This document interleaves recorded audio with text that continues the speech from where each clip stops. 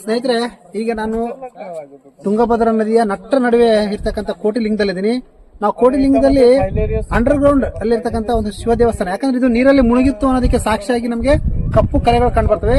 ಇಲ್ಲಿ ನೋಡ್ತಿರ್ಬೇಕು ಬೃಹತ್ ಆದ ಬಂಡೆಗಳನ್ನ ಯಾವ ರೀತಿಯಾಗಿ ನಿಲ್ಲಿಸ್ಕೊಳ್ತಾ ಇದ್ರು ಅಂತ. ಇಲ್ಲಿ ನೋಡ್ತಿರ್ಬೋದು, ಇದು ಮೇಲೆ ಹಾಕಿರ್ತಕ್ಕಂಥ ಬಂಡೆ ಜಾರಬಾರ್ದು ಅಂತೇಳಿ ಅವಕ್ಕೆ ಕುಸೆಗಲ್ಲ ಅಂತ ಕರಿತೀವಿ. ಅದನ್ನ ಒಳಗಡೆ ಡ್ರಿಲ್ ಮಾಡ್ಬಿಟ್ಟು ಅಲ್ಲಿ ಇಟ್ಬಿಟ್ಟು ಯಾವ್ದು ಕೂಡ ಜರಿಬಾರ್ದು ಅಂತ. ಆದ್ರೆ ಕಾಲ ನೋಡ್ತಕ್ಕೆ ಇವೆಲ್ಲ ಉರುಳಿ ಸಾಕಷ್ಟು ಕಲ್ಲುಗಳು ಇವತ್ತು ನದಿ ಪಾಲಾಗಿದ್ದಾವೆ. ನಿಜಕ್ಕೂ ಈ ದೇವಸ್ಥಾನವನ್ನು ನೋಡ್ತಾ ಇದ್ರೆ ನಮ್ಮ ಹಿರಿಯರು ಎಷ್ಟೆಲ್ಲ ಕೌಶಲ್ಯಾಭಿವೃದ್ಧಿಯನ್ನ ಹೊಂದಿದ್ರು ಅನ್ನೋದಕ್ಕೆ ಈ ಕಟ್ಟಡವೇ ಸಾಕ್ಷಿ ಆಗುತ್ತೆ. ನೋಡ್ತಾ ಇರಬಹುದು, ಇದು ಬಹಳ ವಿಚಿತ್ರ ಅನಿಸ್ತು ನನ್ಗೆ. ಯಾಕಂದ್ರೆ ಕೋಟೆಗಳನ್ನ ಕಟ್ಟಬೇಕಾದ್ರೆ ಕೋಟೆ ಬೀಳಬಾರದು ಅಂತ ಜಾರು ಬಂಡೆಯಲ್ಲಿ ಅವಕ್ಕೆ ಸಪೋರ್ಟ್ ಆಗಿದ್ರು. ಇಲ್ಲಿ ಈ ಬಂಡೆ ಕಲ್ಲುಗಳು ಕೂಡ ನೀರಿಗೆ ಜಾರಿ ಬೀಳಬಾರ್ದು ಅಂತೇಳಿ ಈ ತರದ ನಿರ್ಮಾಣವನ್ನ ನಮ್ಮ ಹಿರಿಯರು ಕಂಡುಕೊಂಡಿದ್ರು. ಎಷ್ಟೆಲ್ಲ ಅವರು ಸಾಧನೆ